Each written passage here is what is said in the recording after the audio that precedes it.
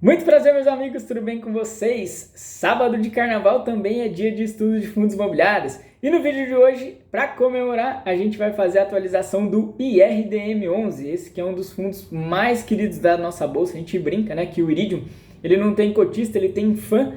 E a gente vai falar aí o que esse fundo tem, né? Ele tem 3 bilhões de IPL, ele tem mais de 230 mil cotistas, são 100 certificados de recebíveis imobiliários no portfólio, mais de 30 FIIs também na carteira de fundos imobiliários. Então o Iridium tem muita coisa para falar. A gente vai fazer essa atualização. A ideia é fazer um vídeo bem curtinho comparando o que mudou do nosso vídeo de análise completa lá de junho de 2021. Vale a pena a gente perceber isso. Também, óbvio, falar do que está acontecendo hoje do fundo e do prognóstico, né? No último relatório gerencial veio uma informação bem interessante para o futuro. O atual cotista aí tem que ficar ligado, especialmente quem pagou caro para entrar no Iridium. Então, bora para esse conteúdo, tenho certeza que vocês vão curtir. Deixa o like, deixa o comentário, já indica aqui para a gente outros fundos que nós já fizemos análise completa que vocês gostariam de ter a atualização. Então,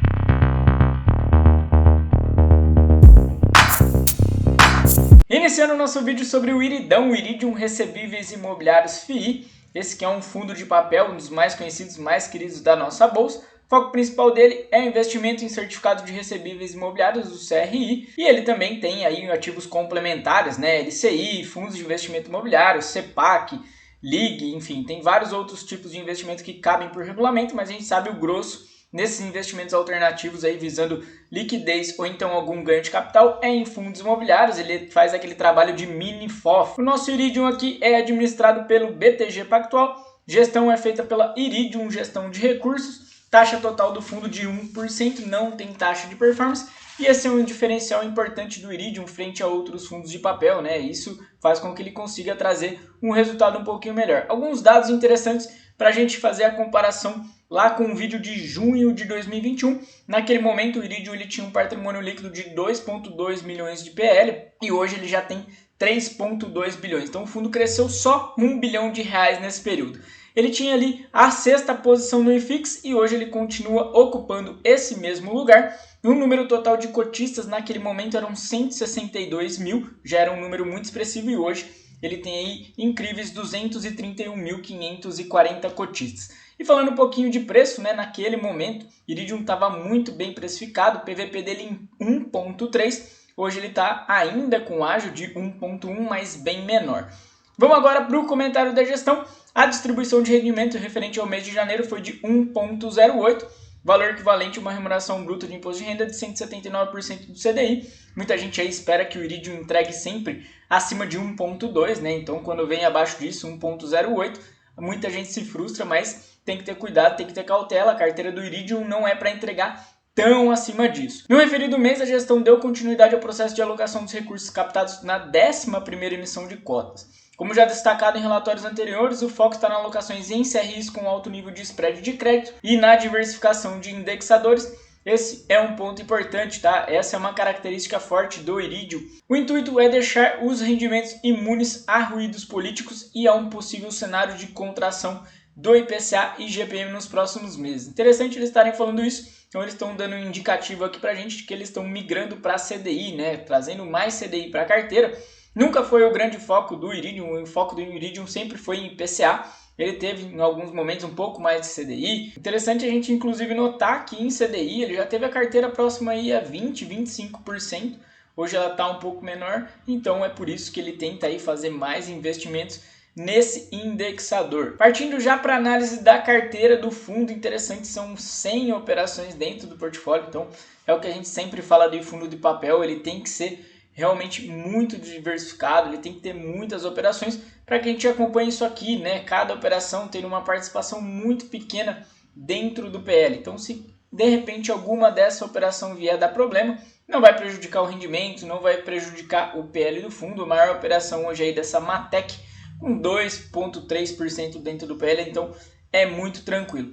Fiz aqui a marcação, né, de rating em agência, a gente vê que tudo aqui não se aplica, então não sei por que eles continuam trazendo essa informação que é irrelevante no relatório, né? Já que nada se aplica, não tem porque estar no relatório, acho que eles podiam trazer outras informações nessa tabela. A gente vê aqui que para fins de indexadores, é aquilo que eu falei para vocês anteriormente, eles têm realmente uma predisposição a aceitar vários tipos de operação. Então eles têm uma operação em IPCA, em CDI, em GPM, eles pegam realmente todos os indexadores diferentes de alguns fundos aí que gostam, né, de concentrar especialmente em inflação.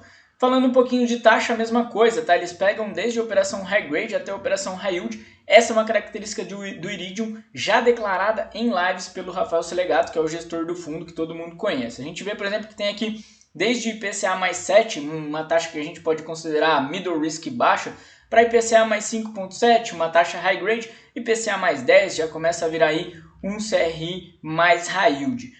E também em setores que eles têm diversificação também nesse sentido, né? Tem industrial, shopping center, energia, instituições financeiras, logística. Marquei aqui real estate em rosinha porque hoje essa posição preponderante de alocação, 50% do portfólio está nesse segmento. Se a gente fizer a comparação lá do que era em junho de 2021, ele representava bem menos, coisa de 18%, ok? Uma inovação que eles trouxeram aí nesses últimos relatórios é essa posição, né, de FII, renda fixa. E eles explicam, né, o que são esses FII renda fixa. Optamos por segmentar a carteira de investimentos em fundos imobiliários em dois grupos, os fundos imobiliários e os FIIs renda fixa. Esses FIIs renda fixa, listados na primeira tabela abaixo, foram separados dos demais pelo fato de que, ainda que sejam fundos imobiliários, possuem dinâmica de ativos de renda fixa, com taxa fixa de retorno, amortizações periódicas e estrutura de garantias, de forma que, do ponto de vista da gestão, entendemos que esses ativos sendo equivalentes a CRIs. Então, eles estão dizendo aí que esses fundos imobiliários eles têm uma previsibilidade de um CRI, então por isso que eles nem consideram aí dentro do portfólio de FII, né? Interessante, é uma proposta aí diferente da gestão, mas tem um ponto importante aqui, também é um ponto regulamentar, né? O Iridium, por regulamento, ele deve investir no máximo 1/3 em fundos imobiliários. A gente vai ver que ele tem uma carteira grande já de fundos imobiliários e esses FIIs que eles chamam aqui de renda fixa são posições relevantes, né? Um total aí de praticamente 200 milhões de reais. E dentro desses FIIs renda fixa tem aqui ERCR11 e DIF11, LFTT11 e XPHT11, o fundo de hotéis lá da XP. Olhando agora para a carteira de fundos imobiliários, também é muito grande, bem pulverizada, são mais de 30 ativos, e aí chama a atenção, né, alguns fundos que têm uma posição bem relevante. DEVA11, eles têm aí 182 milhões de reais aplicados no DEVAs, representando aí 5,6% do PL.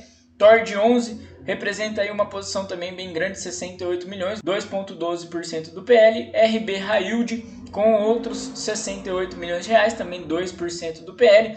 Game11, que é um fundo novo aí da Guardian, que foi ancorado por alguns fundos de papel, especialmente o Iridium e o VRTA11, uma posição boa também, 32 milhões, representando 1%. Marquei aqui em vermelhinho as posições que são um pouco mico na carteira, né? O DVFF11, o FOF lá da Devan, e o XPPR, o XP Properties, que é um ativo aí de real estate que também está penando bastante. Muita gente critica, né, essas posições dentro do Iridium. E um dado relevante para a gente notar, essa posição, por exemplo, de 182 milhões no DEVA, representam 13% do PL daquele fundo. Essa posição de 68 milhões no TORD são 14% do PL do TORD.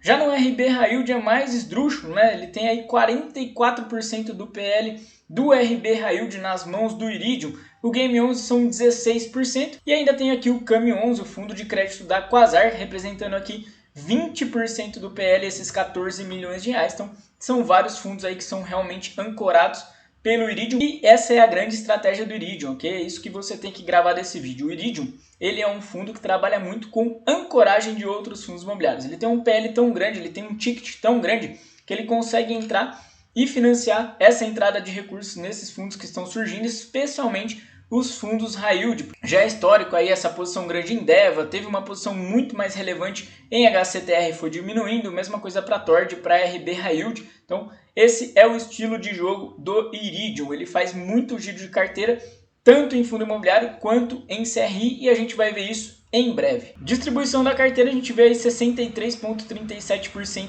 em CRIs, 25% em fundos imobiliários, 6% naqueles FIIs renda fixa e ainda tem 4% em caixa. Lá quando a gente fez a análise em junho de 2021, ele vinha aí com 49% do PL em CRI, 31% do PL em fundos imobiliários, 18% em caixa, porque ele estava vindo de uma emissão também, então era posição muito relevante em fundo imobiliário, né? 31%.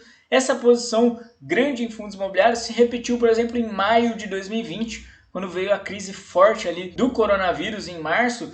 O Iridium ele tinha muito recurso e ele entrou pesado em fundos imobiliários e aí a carteira desbalanceou também. Olhando para fins de indexadores e taxas, a gente vê que hoje 52% do PL está em IPCA, a uma taxa média aí de 8,1%. Em CDI, 12% do PL, com uma taxa de CDI mais 5%. A gente tem ainda em IGPM 1% do PL, com uma taxa de 9,24%. E GPDI, 0,96% do PL com 5,15%, ainda tem uma operação pré-fixada aí de 1,16%, uma taxa de 12%. Só para a gente fazer aquele comparativo, lá em junho de 2021, IPCA representava 31% do portfólio com uma taxa média de 8,5%, então a taxa média caiu um pouquinho.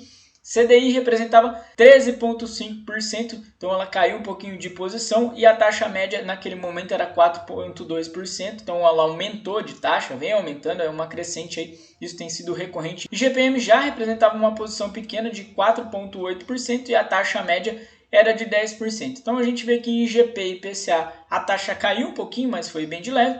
E em CDI a taxa aumentou um pouquinho. Hoje essa posição do CDI que a gente vê de 12%, como eu já falei para vocês, provavelmente vai ser aumentada, né? O Iridium vai fazer esse esforço. Isso tem sido recorrente nos fundos imobiliários de buscar mais operações em DI, em razão, claro, do aumento da taxa de juros. Até interessante a gente falar um pouquinho disso. Naquele momento, em junho de 2021, o relatório gerencial do Iridium abordava exatamente essa alta da taxa de juros. Eles explicavam naquele instante que não era um bom momento para ingressar em fundos de tijolo, porque eles acreditavam realmente num ciclo de alta mais forte da Selic, e realmente isso aconteceu, né? A gente viu que a Selic saiu de 2, já está batendo aí 2 dígitos, então isso é realmente importante da gente ver que foi uma decisão acertada nesse ponto do Iridium, né? Eles não focaram realmente em fundo de tijolo até o momento. Pode ser que agora, com de repente uma estabilização da Selic, a virada de mão da inflação, eles consigam aí fazer novas alocações e realmente pensar em voltar um pouquinho mais para tijolo para fazer ganho de capital nesses FIIs. Movimentações do mês. A gestora considera que o tamanho do fundo está adequado para o atual momento de mercado